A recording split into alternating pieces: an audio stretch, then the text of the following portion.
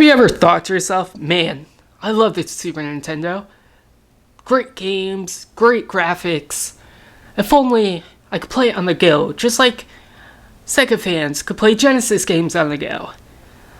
Well, unfortunately, Nintendo never made a portable Super Nintendo, but Hyperkin did. And it's called the Superboy. Now, this is 2015, and it's not 91, but still, one came out. And there's a couple other ones too. But I went with this one because, honestly, I liked the way it looked, and I heard great things about it. Yeah, that's basically why I got it. So, let's take a look around the box. Right here it says Superboy, portable pocket SNES console. We'll get into that. It can play Super Nintendo and Super Famicom games, which is awesome. I don't have any Super Famicom games, but now I have a reason to get some. You can hook it up to your TV, has a rechargeable battery, and this is what the Superboy looks like. We'll get into that a little bit more. Up here it says Hyperkin Superboy, played like it's 1991. I was born in 91, so I guess I'll play as best I can. Anywho, look around the box. This is the back. It basically tells you about it. Like, it has 3.5-inch screen, it has stereo sound, has a headphone jack, all that good stuff. Yeah, then it shows you right here what everything does. It says Hyperkin. Then it has everything in just different languages. So that's the box. Let's open it. First, you'd have to cut the tape. I already did that. Then pull down on this tab, then pull up, and there it is. So it comes in this nice little bag, which is kind of like felt, but not as soft. And it says Superboy. Then it says Hyperkin, which is actually very nice. It's a nice little case. Could be a little bit better, but I'm not complaining.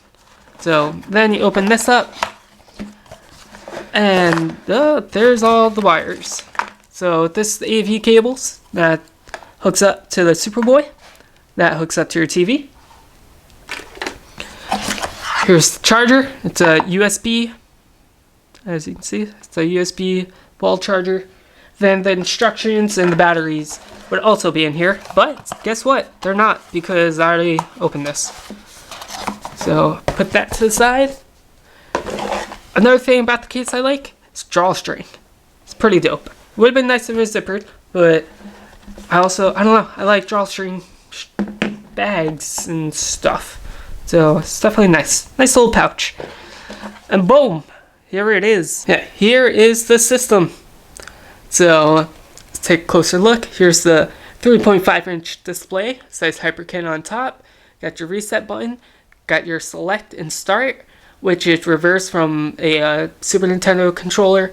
Got the Y, X, A, B buttons right here. Got the lavender and purple, which is nice, more American. 2 controller ports, 2 speakers, and the D-pad. And also, you got L, you got R. That's where the game goes. One game at a time. That's where that goes. Charging port, on and off. AV out to hook it up to the TV. On the back, this is supposed to, I guess, hold the game in just a little bit tighter. This way it doesn't fall out. I don't really see a use for it because, I don't know, it's just a pain to kind of push it, especially when the game's in. This is where the battery goes, held in by the little screw. On the bottom, got the headphone jack, got the volume, got the LED light, which is just to let you know that it's charging and all that good jazz. So let's take a look at a game, which I have Super Mario World. Try that out. Just plug it in. I will say, make sure your carts are clean, because it will not read it if it has a little bit of dust on it. So just flip it over. Ooh. Turn this up. As you can see, it's actually a really nice screen. I will say the speakers too, if you listen. Yeah, like when he jumps, it kind of distorts a little bit. And that, it kind of sounds like that, even if you have the volume turned down a little bit. But the way I look at it is you're going to be playing this on the go. You're going to have headphones in anyways. I mean, it sounds great with headphones. If you're using one that has the built-in mic, it will have a little bit of a buzz to it. That's just because it's the mic. So that's interfering with it. So don't worry about that. But yeah, screen looks very nice. I'm going to attempt to play. Now you can't adjust the brightness or anything on the display, which kind of sucks. But you know what? I don't mind. It looks great the way it is. So let me attempt to see if I can. Nope, see, I died because I'm trying to look at that. Anywho, that's the Superboy. The games actually aren't hard to take out. It's just a little awkward because of how big this is, which gets me to my next point. It says you can put it in your pocket. Maybe if it was the 90s and Jinko was still like a thing, you definitely put this in a pair of Jinkos, no problem. But in just a pair of just like skinny jeans or regular just slim jeans, good luck, because it's pretty damn thick. So that's what she said. But for real. So yeah, that's Superboy. Now overall, it is a great system, and especially if you hook it up to your TV, which I can't do right now because my camera just doesn't like my CRV TV when it's, no, it looks terrible. But it looks great on the TV, and unfortunately, you cannot use this as a controller when you have it plugged into the TV. So you're gonna have to use a controller to play. So another downside is, again, the speakers, they it almost seems like they distort at higher volumes, like in the game. If you're jumping and the sound effect for it's loud, it's gonna distort, which is a little bit of a bummer. But, you know, I'd rather have them skip on audio and have a good display, to be honest, because you can always hook up headphones, like I said, because that's how you're going to play it most of the time anyways. Then another downside is, which I don't know why, but for some reason,